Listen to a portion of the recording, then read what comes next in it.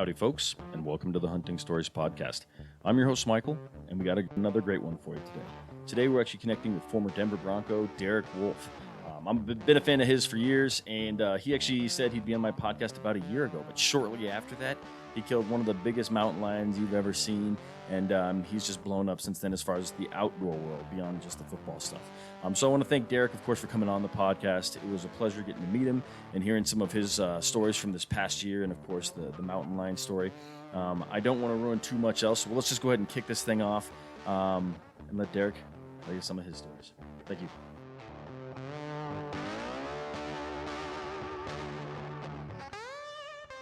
All right, Derek, welcome to the Hunting Stories podcast, brother. How are you?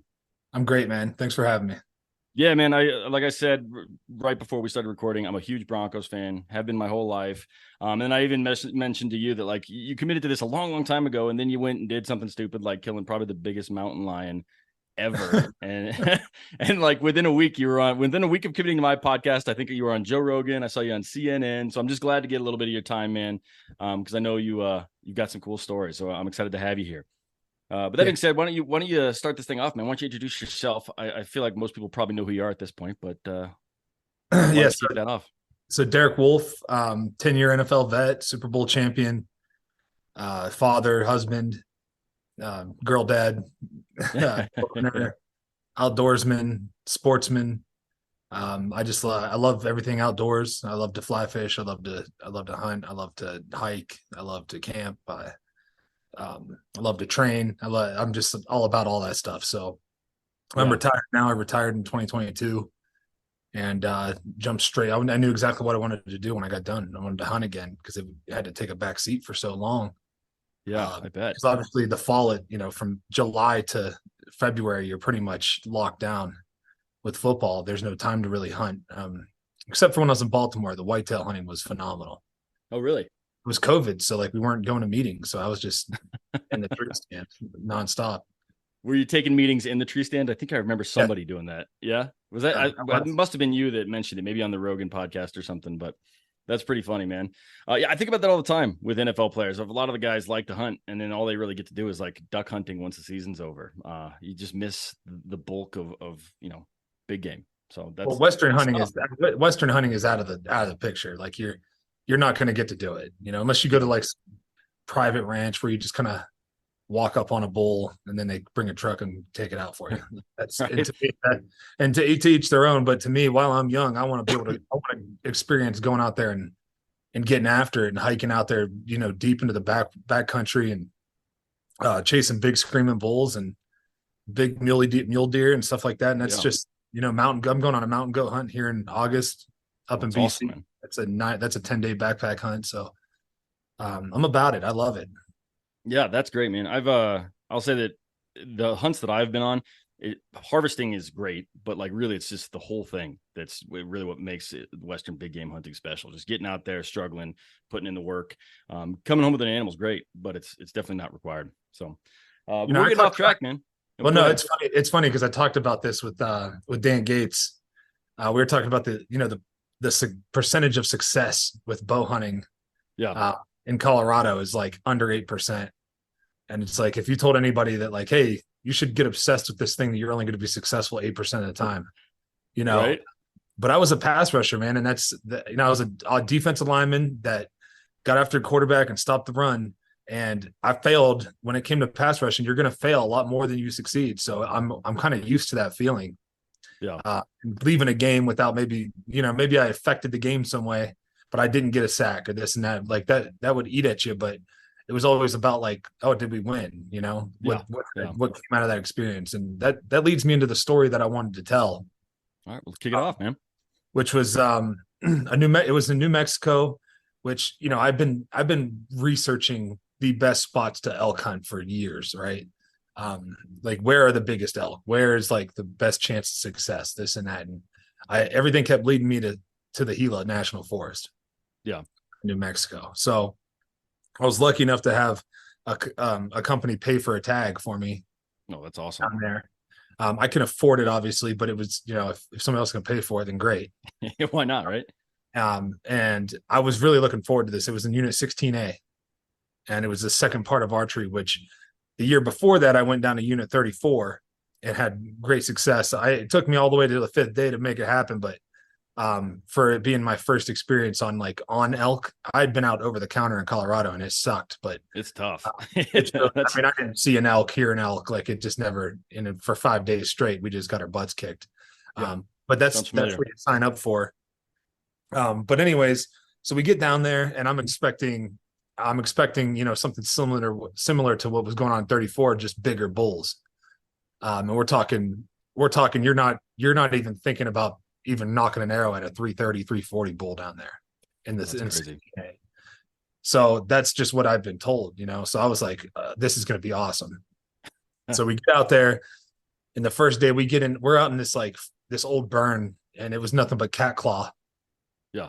You know what cat claw is? It looks like cat claws, but big briar patches. But the elk love to eat on that stuff, on the leaves that are on that, these green leaves. But you can't see the elk in it. So if they're not talking, you can't see them. And my buddy Braxton had glassed up like some absolute dinosaur bulls in there about a week before I got there.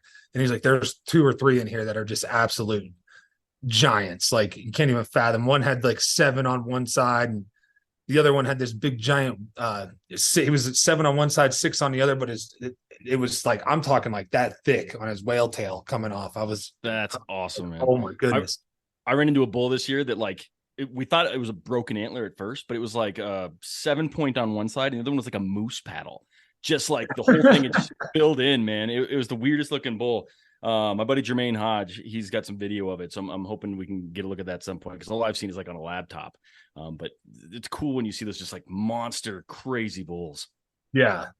I mean, he was showing me like it, because you know how it is. You're seeing videos of these glassing videos, right before you head down there. And so me and my buddy Lane Walter headed down there, and the first day, man, we just like it was just like, why are they being so quiet? He's like, don't worry, it's heating up. It's heating up. Like, right. I was like, I don't know, man. It seems like they're not talking at all. Like we got one bugle in the morning and then like one right before dark. Yeah. And the rest of the day, it was just hiking around and hiking through some miserable, and it was miserable hiking because you couldn't see anything. So you'd be like, okay, maybe if I hike over there or up and over that, I'll be able to see down in there. And you would do it, and it would take like 2 hours, and then you wouldn't see anything down there. You couldn't see. And it just, so we spent 2 days back there doing that.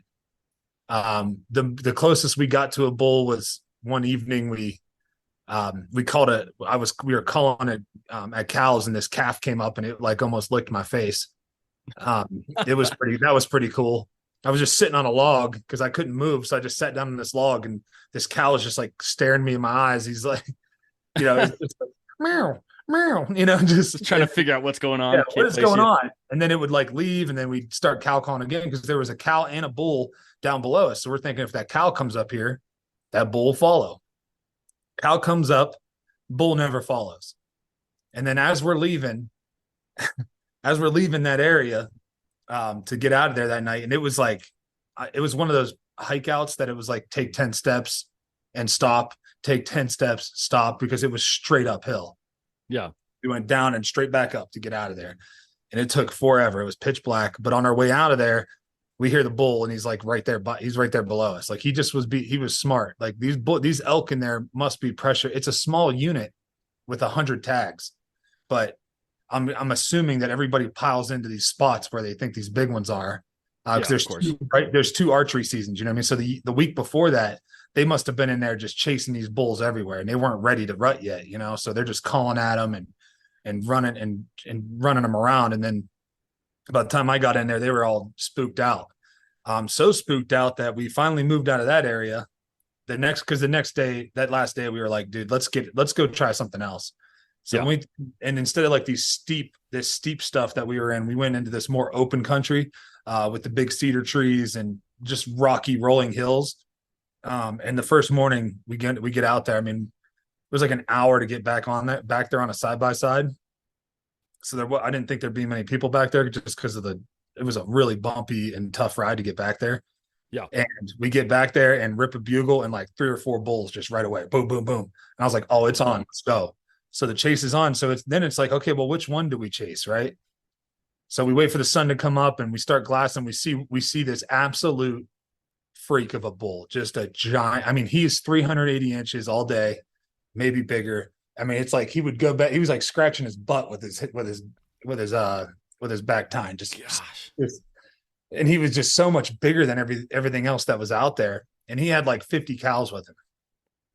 And then he had there was two other satellite bulls kind of hanging around, and they were both like 330, 340 bulls. So to me, I'm like, you know what? It's day 3. I wasn't gonna push it on. I was still like, okay, I want that herd bull. That's the one I want, right? Yeah.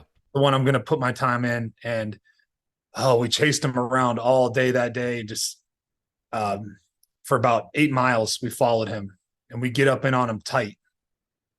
And I got him bedded at 150 yards, and it was a rut fest in there because it was him, and it was his 2 satellites that he had with him, and then 2 other herd bulls came in there, but none of them were as big as him.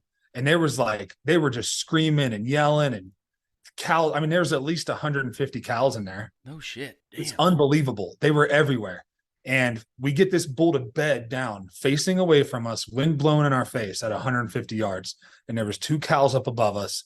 And this is where we saw this crazy freak bull that had 7 on one side and just like a club hanging off of this side. And I was like, dude, I got to go now. And he's like, no, we got to wait, because these 2 cows that were like kind of feeding and working their way, they're going to start working away from us. And at this point, I'm like, let's not call at him. There's enough going on in there that like, if we call, we might just like, he might get up and be like, you know what, I'm out of here. Yeah. 150 sets of eyes look in your direction if you start calling, right? Yeah. So it's like, just not drawing any attention to ourselves. Let's just play it safe. Wait for these 2 cows to kind of move their way up. It was 2 cows and a spike. And those spikes are the ones that get you. They bark at you and it's over. And I was like, okay, well, let's just wait for them to move. And I only needed them to go like another 20 yards and just feed on the other side of this tree. And they were doing it, right? Well, then I hear some antlers cracking. I mean, they're ripping trees up over there. Like it was like they were getting after it over there. It was really cool. It was something that like I bet most people don't ever get to experience, because it was a true rut fest. Like and it went on for about an hour. Yeah. And they'd take a little break, and then they'd get after it. But this big herd bull sat there the whole time facing away from us. And he had the wind blowing in his face and blowing in our faces too. So finally I hear horns cracking. I said, dude, I got to go now. And he's like, no, hold on. Just wait. He's not moved. He hasn't even gotten up yet. Yeah. And this is your buddy Lane? No, Lane was like, we should go. But my buddy Braxton, who like hunts that area, was like, dude, chill. Like, don't worry. There's nobody else over here. And then I think I hear a side-by-side, right? And I'm like, oh, fuck. What is that, you know? But it didn't sound like it was close, right? It just sounded like something off in the distance. And then about 3 minutes after I hear these horns cracking, they all get up and it's just like a stampede out of there. They get out, right? And I'm like, what the fuck? I'm like, what the fuck happened? I'm so pissed. I mean, we wasted all day on this, right? And I pull my binos up and look, and some guy comes walking in there with an arrow rock knocked, and the wind is ripping at his back, like straight at his back into those elk. I'm like, why? What is he doing? I'm like, if he would have just done what he's supposed to do, which is come get his wind right, he would have walked right into us, and we could have worked together and went in there. Yeah, I would have no problem us working it. Hey, let's go. There's too many bulls in there for us for one guy to just go running in there. But he's walking around looking like, where's all the elk? Yeah, that's frustrating. I mean, he's literally standing where that bull was laying as I'm watching him. He turns back and smirks at me. No shit. Yeah, and then keeps going. And I was like, I need to go have a talk with this guy. And I was getting all pissed off. Lane was like, no, come on, chill out. Like, you don't need to go. Like, what are you going to do? You know? Yeah. He's like, you're going to end up getting in a fight with this guy. That's not worth it, you know? Because are you sure he smirked, or is it like some subconscious thing that you were just fired up? And no, he smirked. Oh, man. I don't know. I could have made it up. Who knows? But all right. I think he smirked. It looked like a smirk to me because he was looking back and like smiling. Because else would you be smiling if you just blew all the elk out? I don't know. Yeah, you think maybe he was just like, nope, that's my elk. I'm just going to blow up that stock and get that bull another day. Yeah. God, that's fun. Because apparently we found out that the week before that, we ran into this old timer on our way out that day and kind of told him the story. He's like, oh, yeah, well, that bull's had about 7 trucks on him for the last 14 days. I was like, No way. serious? He's like, oh yeah, there's been 7 people after that bull, 7 like 7 groups. So you're talking Yeah. about, probably 14 to 20 people have been hunting that bull. And then you got guys that are just sitting water. Um, and then so that's day 3, right? And we're just like, all right, well, we know where that he's hanging out. So the next day we Yeah. come in there and we get on him again. We're on him again. Then we lose him, and then we get on him again, and then we get into this position where there's elk all around us. And then we call one of our buddies, hey, can you spot for us and try to like work us into this bull? He's like, yeah, I got you. And because he's like right there in the area. So he comes over and he's spotting for us. He goes, okay, he's 100 yards below you. How are you communicating? Like, Walkie-talkie. gotcha. Okay. Yeah. So they had walkie-talkies. This is through G3 Outfitters. So they had like walkie-talkies set up. They were already set up. So With like earpieces and stuff, so you can be yeah. pretty quiet. All right. Yeah, so it's quiet, right? So, but we're like surrounded by elk. They're everywhere. But I don't see any bulls. And he keeps telling us he's below us. And I'm like, we don't see him. We can't see him. And it's really thick in there with those big cedars, right? And it's rocky, so you can't move real fast. You're kind of moving slow and trying to be quiet and not make any noise. And next thing you know, he's like, I don't know. I can't find him now. I turn around and look up. He's 150 yards above us. No shit.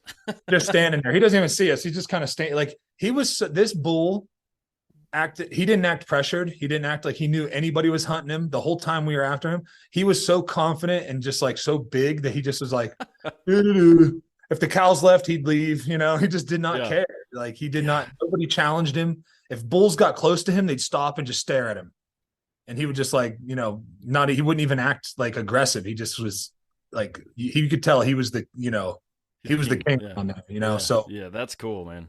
So he moves on, and I'm like, shit. So we kept trying to get in, but by that time it was like he was moving, and he was walking through there, and it's them at a walk. I could be the dead sprint and still not keep up. It's just it's just the way it goes. So that day kind of sucked because later on in the day we found him again, and I was trying to put the sneak on him. So I'm belly crawling through this like tall grass, and in between I had like 100 or probably like 50 yards I had to get where I didn't have any cover. And there was these cows. I was like, oh, as long as those cows don't see me, I'm good.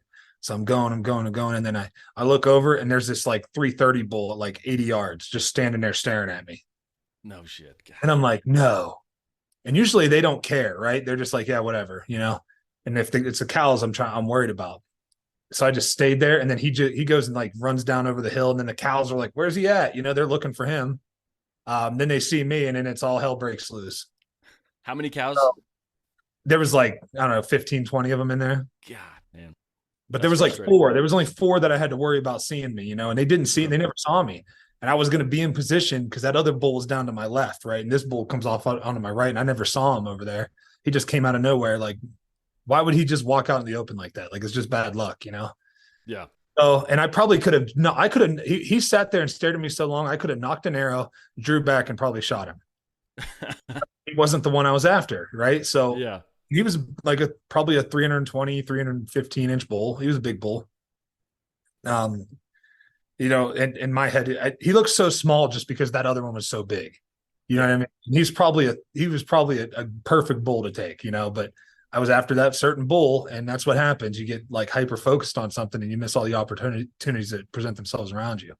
Yeah. Plus, it's also on someone else's dime, right? So you go. That's what I mean. Like if I paid for that tag, I'm shooting.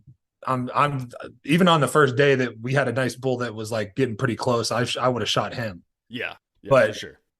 This is like, look, we're trying to kill a big giant dinosaur here. So let's, we're trying to kill a herd bull. Let's go do it. Yeah. And they blow out of there. It doesn't work out, and so the day's starting to come to an end, and we hear him bugling right before dark, like right where we left him. So we go out there on the last day in the morning, and we mess around a little bit. Nothing's talking. Can't find anything. Nothing's going on. So we leave and go back to camp and go. He's like, let's go hit this other timber spot because it's the last day. Like I'm leaving that night, right? So we get into this big timber spot, and I'm just like so discouraged because nothing was working. And we're back there. We call, we drive a little bit, call, drive a little bit, call. Then we start walking and call. And then we stop and get out. And I hear a bugle. We didn't call to it. I just hear a bugle and it's real close. I mean, I'm talking 150 yards close down over this ridge, right? Down in this little valley in this drainage. And I'm like, okay, um, let's see if he'll like play, right? So we call to him, nothing. Cal called to him, 2 turkeys gobble. Uh, I'm like, what the hell? He's not. Why is he not like? Why he's got to be down there with a cow because we hear this cow. He's So what is going on here? Then a cow moves, an actual moo cow moves. Okay, and that's not usually a good sign. and he rips a bugle, and I'm like, oh shit. So we get down, we just go. We like work. Our wind is blowing like this, so we get down like this, thinking he's moving this way, right? So we're gonna try to intercept him, and we almost. I mean, we were like probably 30 seconds too late getting to our spot because we just missed him, right? Like we just missed him. And that's why, we were hauling ass. Like I was I was running as hard as I could. Yeah. I couldn't have ran any harder through there. So missed that opportunity. And then we get on him again and we look over and he's over on our ridge. The cow's over on the other ridge and sees us. She sees us over there because she's like looking for the bull and sees us. She freaks out and takes off, and then whoop, there he goes. And that was how that elk hunt ended. That was how that was my Gila National Forest elk hunt that was unsuccessful, but one of the funnest hunts I've been on, just because just the quality of elk that we were seeing was just incredibly impressive. Especially some of the stuff they were living in. I was like, how do they survive out here? Like they just like walk around. These rocks are miserable, and they just do it. Well, I did leave one part out of that we made a bonehead mistake one day. It was the day before. It was on the 4th day when I said we hiked way back after these elk, and we're like, let's just try to go find some of these that are way back in there. We go about 10 miles deep, right? And we're back there and we see a bull and 3 cows heading to this water hole. And something in my head said, yeah, we can sprint 2 miles down to that water and beat them there. Oh, God. So we hauled, I'm talking hauling ass down this hill to get there. These elk had came and left by the time we got there. And I was like, and there was like some makeshift blind already down there. I was like, man, this is some bullshit. Like, there's just people everywhere. Like, we'd be out there glassing in the middle, like trying to look, and there'd be side by sides driving right by us. I'm like, dude, this is stupid. Like, and there's only 100 tags. Is that right? Yeah. And is that 100 split up between, because I know in New Mexico they got the early season and late season archery. Is 100 for both or 100 each? Yeah, 100 for both. Yeah. That's crazy that you kept running. But it's such a small unit. It gets so small, and so you got all these people that are like they're in there, It was so bad. My buddy Braxton drew the tag that was with me, and he had like 4 more days to hunt, and he didn't even hunt. No shit. I got less than 1% chance of drawing that tag. And he was like, dude, I can't do it. Like, you can't kill these elk with a bow right now. So the muzzleloader youth season started like right after that. And he was sending me pictures of these hammers that these kids were killing. I was like, well, I'm glad at least it's kids that are doing it, So that made me happy to see that these kids, like big, giant 360, 380 bulls are getting hammered. Gosh, that's cool. Because there was many times where I could have had that bull killed with an open-sighted muzzleloader. But for sure, man. That's a killer trip, though, man. That's a killer trip, especially compared to Colorado over the counter, right? Just having all those encounters is fun as shit. Yeah, it was cool. I got skunked on elk twice last year. Excuse me. Because then I went the first week up to Montana with Jason Madsinger. Okay. And we got skunked up there. We had a couple opportunities, but nothing like. There was only one that was like maybe reasonable. I could have got a shot off, but it was like 90 yards through the trees. Yeah, and like, I'm not right. Yeah. No, I got my first archery bull this year. I was pretty fired up. I was out with Jermaine Hodge, who's a world elk calling champ, and I got lucky. But again, it's he was like a 3. I think he measured out to 313, and he just looked like a monster. Because until that point, we were like playing with 240s and stuff. And so it's funny how it's what you're around is what you're willing to shoot. So. But, man, it's a fun adventure for sure. At one point, Jermaine, again, he's world champ, right? He was calling on the very first morning that he shows up, and we'd hunted a couple days before, and he calls in like 4 bulls, like from every direction to within 10 yards. Yeah. And like I'm standing there next to him. He's like, pull your boat back. And I'm like, there's a bull behind you, like 10 feet behind you. Like I can't move. Otherwise everything's gone. It was just absolutely crazy. So it's all about those just awesome experiences, man. And that's why we elk hunt, not necessarily just to put something down. But when Have you put when you're down? in on it, when you're in on those elk, man, like, and you're uptight on them, and they're just like, there's the coolest animal. Like, they're so Yeah. cool. Yeah, they're amazing, man. I can't wait to get my mount back. Like it's funny to do something, work so hard, and then do it, and then send it off to the taxidermist. And my wife, my kids have no idea what I'm talking about. Like they've never seen this animal, and I just want to get it home and like share I know. these memories and these experiences with them. I So I'm know. just waiting on the taxidermy. It's also funny. My wife's like, you're not allowed to do full heads, just Euro. And I was like, I'm doing a full head. Like we'll cross On that your bridge when first, it arrives. on your first elk, you have to, right? Like, you Yeah. have to. And I made that last year. So my first, that 2023 or 2022, I killed my first bull, 2 mule deer, a bear, all with my bow. And That's I had them awesome. all mounted. I didn't do the body mount on the bear, but I did a big mount on the. I have a mule deer sitting here, but this big fork buck I killed and everything. I did full mounts on them just because they were like my first. Yeah. And then after that, I'm like, okay, I'm doing Euro mounts from now on because I don't have space for all of them. Right. That's awesome, man. Does your wife like the full mounts, or is she like, no? My wife just doesn't like the eyes, Likes like the the fake she eyes. Yeah, she doesn't like the eyes. Yeah, That's what it is. They freak her out, yeah, same. So, especially if they're not up high. Like when they're up high, she doesn't mind it, but when they're down like eye level with you, you like come walking around a corner and there's like a deer staring you in the eyes. that's awesome. Yeah, my what's funny is my father-in-law. Well, this part isn't funny, but my father-in-law, he passed away this past year, and I got a bighorn sheep from him. And my wife's like, "Put that thing away," and so I just have it like eye level in our living room, and she hates it, but Oh, it's her dad's, that so big it's a bighorn is like,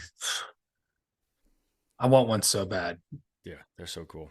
They They're are so such a cool. cool animal, man. Like those Yeah. sheep. They say that sheep bug is like once it bites you, it's over.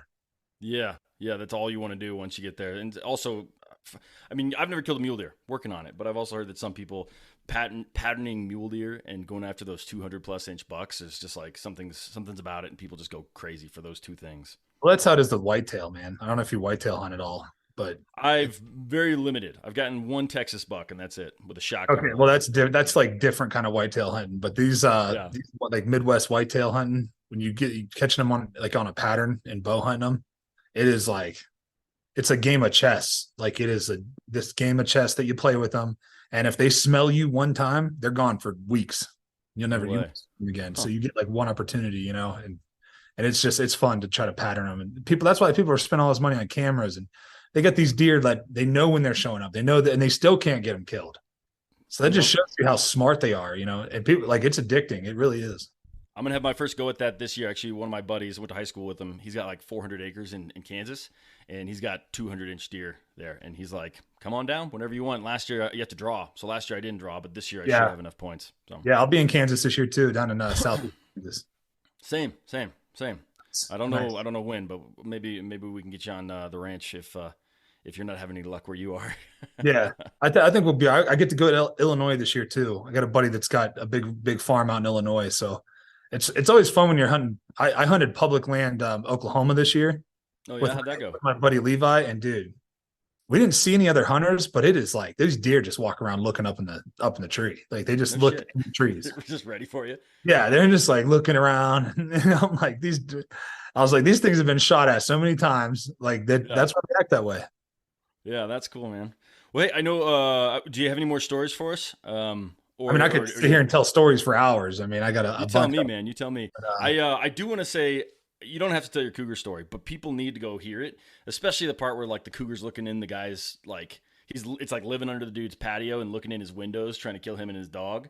Like that yeah, shit's terrifying. Where he wouldn't where would answer you the door. recommend people listen to that story? Because I want people to check it out. Oh, I told it on. You can listen to it on Meat Eater. I told it on Cam Haines's, Joe Rogan. Okay. Uh, I could tell that story real quick. It's pretty good. It's so we were just cutting tracks. It was in January last year. Um, it was fresh snow, like 2 feet of snow. It was still snowing. Get out there early and we cut tracks. We find some smaller tracks, some subadult males, a couple females, and some cubs. And then finally we see these big tracks, and we're like, dude, this thing is huge. Yeah. And he's going from this porch to this under this tree. And so we go over and look under this tree, and there's a full grown 4x4 mule deer under there, dead. No shit. And he's going back and forth, right?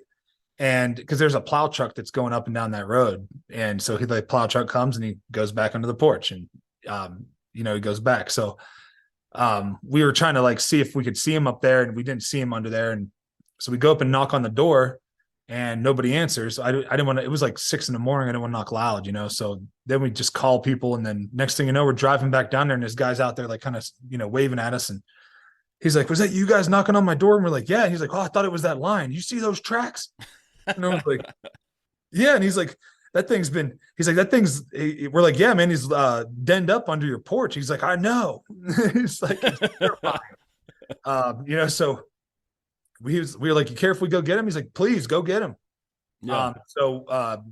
Which, I mean, if you live in an area like that and a lion is comfortable enough to be like under your porch, and you have small animals, or you have dogs or cats or livestock, you want that thing out of there. Yeah. Even if you don't have those things, just being a human, I don't want to be walking over a lion, man. I don't want to be dealing with it. I don't want to be dealing with it. And then people in the area had told us stories about this woman in the area told us stories about how, in the last couple of years, there've been dogs being killed and this and that. And then you go watch the news and hear stories of kids getting, just down the road from there, kid getting taken off his damn trampoline. And it's like, okay, there's obviously enough lions up here for us to go ahead and take one. So this is a big Tom. Let's go after him.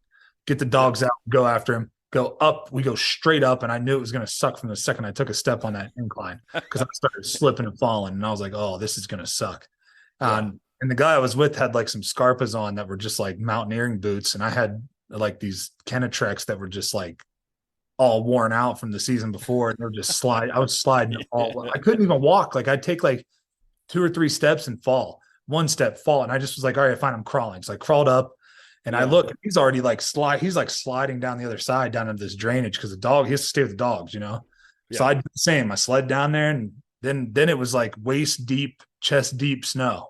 Yeah, no thanks. And it was just like I crawled through it. And then he was like, all right, when you see, he was like, stay on my tracks. I was like, all right. So I just stayed on his tracks and followed his tracks. And he went up and down. He's like, where? And he called me. He was like, hey, we had service back there. So he goes, hey, when it looks like I went up and back down, he's like, just keep going up. And I was like, okay. So I go up, and then finally that took me forever to get back up. When I get up there, and he calls, he's like, where are you at? We're going to lose this lion. And I was like, dude, I'm coming. Like, I'm back. He's like, try to find my tracks at the top of that mountain. So I followed him. I find the tracks. He calls me again, says, come straight to this pin. I'm about to drop you. He drops me a pin. I go straight to it. I'm on the road now. And getting down to that pin, dude, I was sliding and falling, and I ripped my pants all up. Like I was all cut up.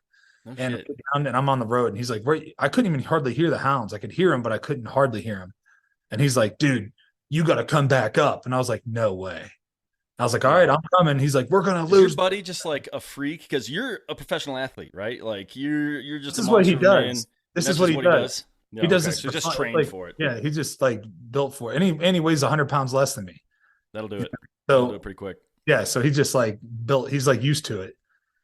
So I climbed. I on my hands and knees, crawled all the way back up there. It was like 900 yards I had to go, but it took forever to get up. I mean, at least an hour and a half for me to get up there.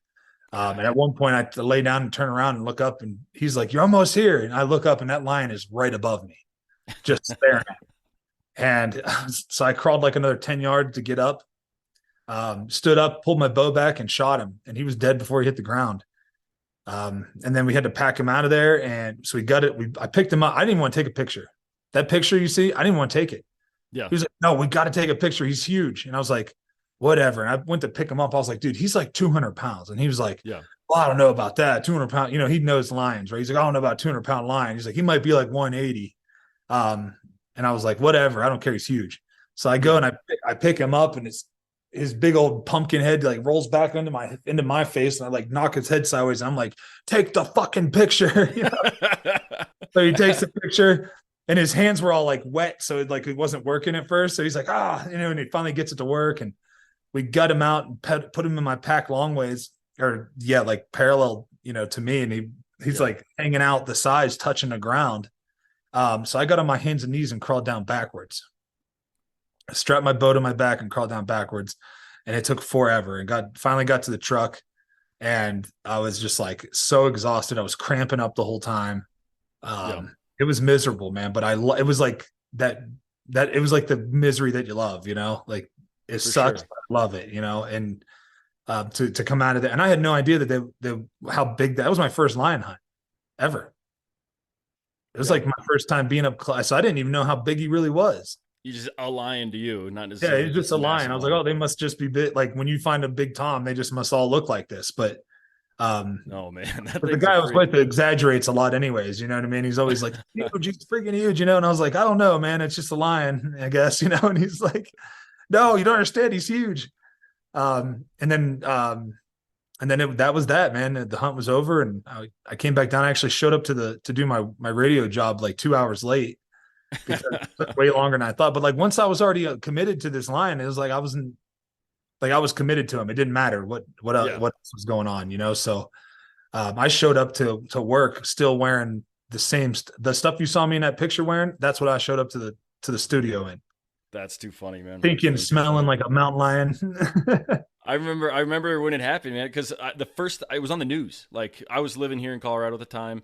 Actually, no, I might have just been in Texas, just moved to Texas. But when my parents go, did you see that? And it's something hunting related. I'm like, oh, this is a big deal. Like something big is going on. And then, man, I show that photo to people all the time. So like, what's the big deal? And I'm like, think about this. I'm a big guy, Derek, but I'm not as big as you. I'm 6'3.5", right? And I'm like, think about someone 3 inches taller, and then look at that freaking cat. Like it is massive. Like that picture Yeah. is it's intimidating. If you thought all cats look like that, like I'd never go in the mountains again if they were all that big. Well, I did. I just was like, oh, they must all be 8.5 feet long. Yeah. He was 8.5 feet from nose to tail. Did you get him full body mount, or what did you Yeah, do with that? he's still at the taxidermist. Who knows when that's going to be done? But Yeah, those dude, take that's they're cool. like 2 year wait for those, But I can't wait to see him. Yeah. How's it been? Like, obviously, I think your move to what is this, like the outdoor industry, right? Was that like the catalyst? Did it just go crazy from there? Because like it seems like all of a sudden you were everywhere. Yeah, CNN, you were I was on Fox. I didn't do CNN. It was Fox. okay. Okay, that's what it was. I Tucker. knew it was one of the major I did networks. Tucker. I did Tucker Carlson. But yeah, man, it was cool. It kind of catapulted what I was trying to do here, anyways. And that's the great part about the position I'm in, is that I don't have to do this. I'm doing this for fun. You Yeah, know what I mean? But I'm sharing, and I like to share it with people. And I take it opened up a door for me to where I can now bring attention to like the issues that are going on, and be a voice for hunters and sportsmen and yeah, sportswomen. I can be the voice, because a lot of people can't say what they want to say because they have, especially that work in the industry, because they work for these companies that have to be kind of PC about things, right? And I yeah, don't have to be that way because I don't rely on this industry for my income.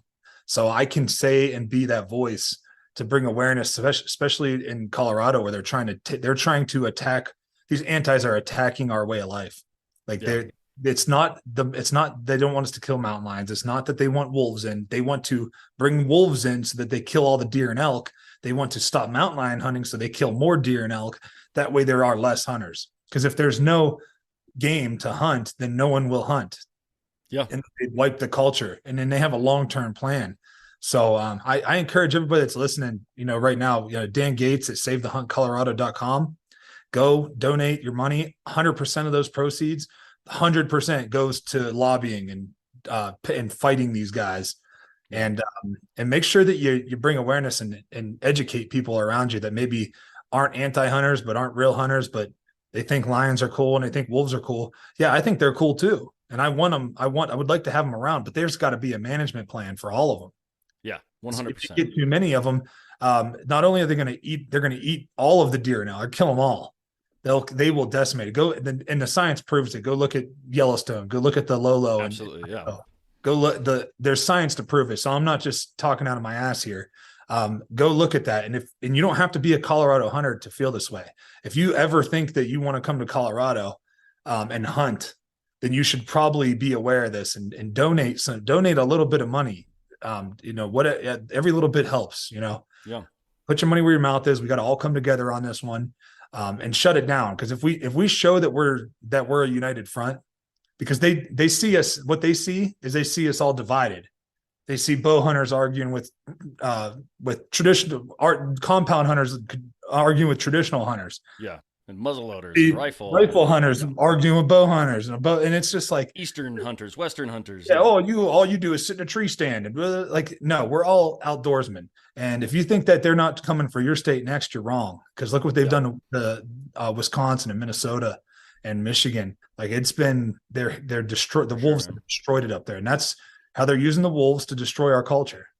Yeah, I get asked about the wolf thing all the time, and I tried to, especially from non-hunters, I try and stay away from the hunting aspect of it and go with like, hey, why is your neighbor deciding whether or not there should be wolves? Like, that doesn't make any sense, right? Like, let's leave it in the hands of the biologists. The Colorado Parks and Wildlife has people. They pay 300 plus.